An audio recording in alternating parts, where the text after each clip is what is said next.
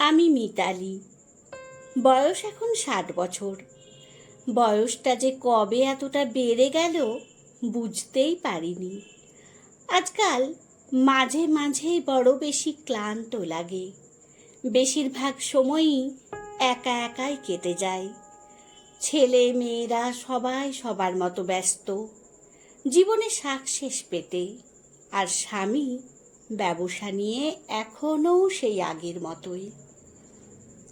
আমার সঙ্গে সময় কাটানোর জন্য কেউ নেই।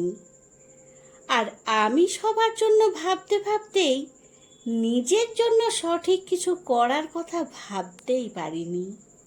কত কিছুই করতে পারতাম, কিছুই করা হয়ে ওঠেনি। শুধুই সংসার আর স্বামী সন্তানদের নিয়েই ভেবেছি।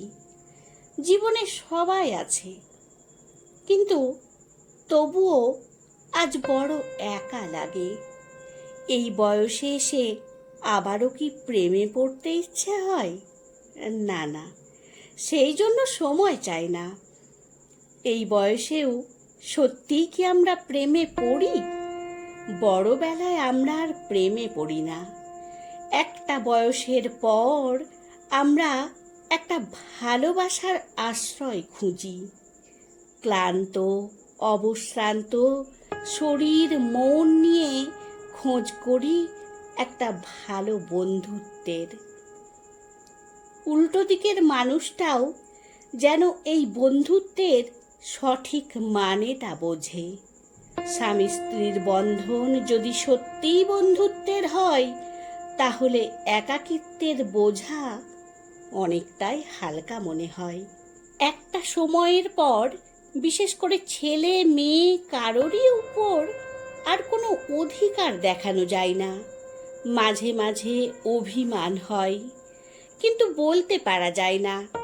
তাদের জীবনে বোধ অনেকটাই আলাদা।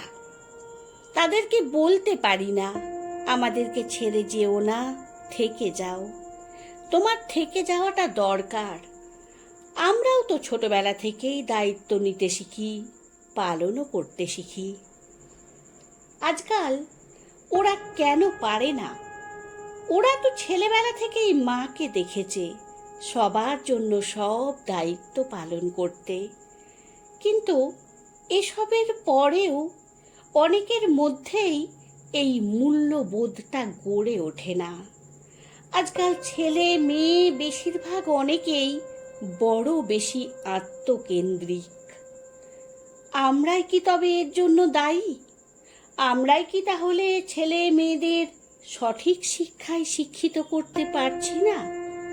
এখন বুঝতে পারি, জীবন মানে শুধুই কি সাকসেসের পেছনে ছোটা?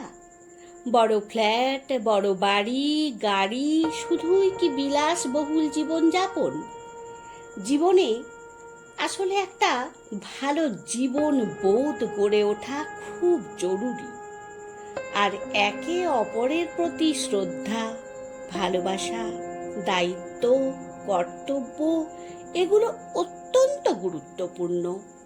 আপনাদের কাছে আমার একটা বিশেষ অনুরোধ, যদি চ্যানেলটিকে সাবস্ক্রাইব করে না থাকেন তাহলে দয়া করে চ্যানেলটিকে সাবস্ক্রাইব করুন।